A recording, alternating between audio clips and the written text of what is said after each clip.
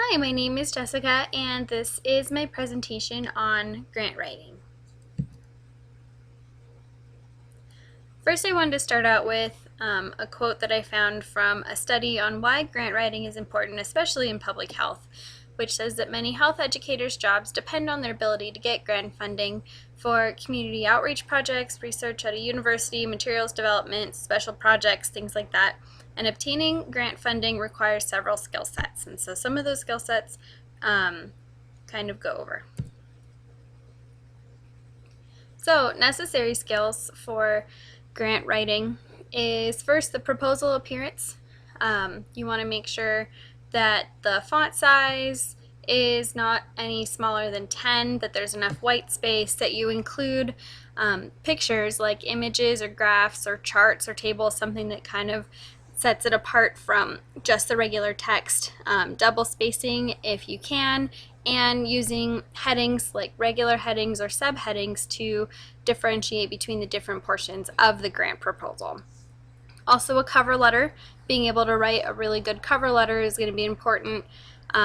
Using it on an official letterhead, and it's important because it introduces the organization, what the project's about, and the budget, and kind of why they should pay attention to what you're doing, what you want to do with it.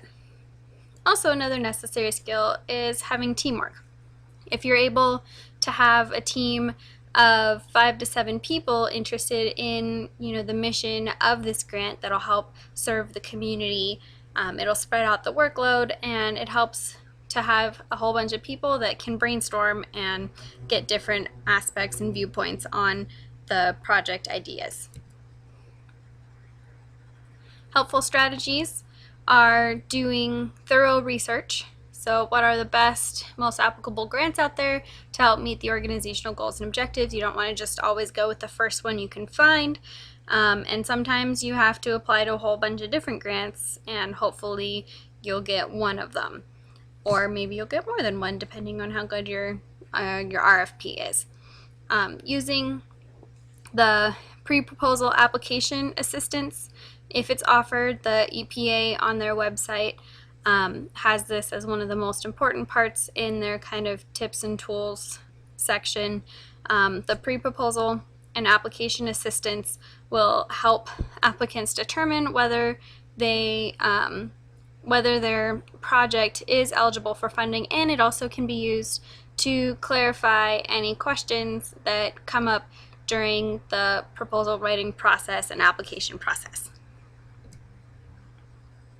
Having a support group is another good strategy. If you have people around you that support you, that understand what's going on, that you can share ideas with, kind of bounce around what you want to do.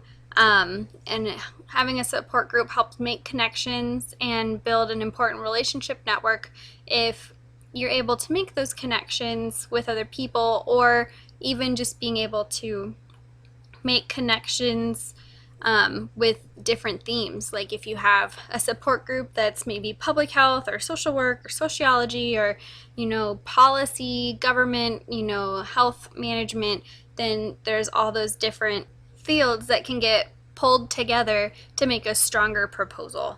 And the more people that you know and the more connections that you make, is you can build that network on, it's kind of a who you know process, and maybe someone in your support group has a good relationship with someone in the company organization that you're getting the grant proposal from. And having someone to encourage you, because doing grant proposals can be pretty difficult and sometimes testing your patience. So it's nice to have someone in a support group that can encourage you to keep going and do your best.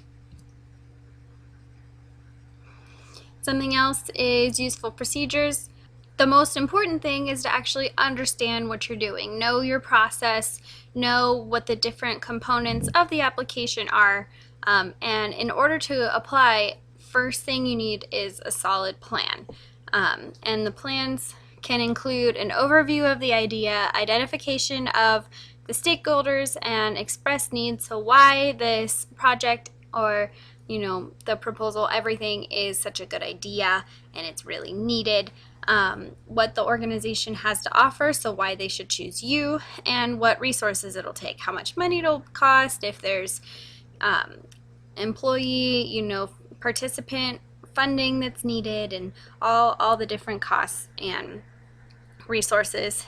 Another procedure is you have to submit a budget. For federal grants, the SF424A budget information form is the one that's typically used. It's good to double check and see exactly which one the organization is using, but that's the most common one, and it can be found on a lot of different websites, so you can go through and look at it and see what exactly you need to submit. And that's it. The references that I have are from the Journal of Research Administration. I took a reference from the New Mexico Community College Association, and also a couple other studies, one from Fernandez and Woolley, and using information from the EPA. Thanks.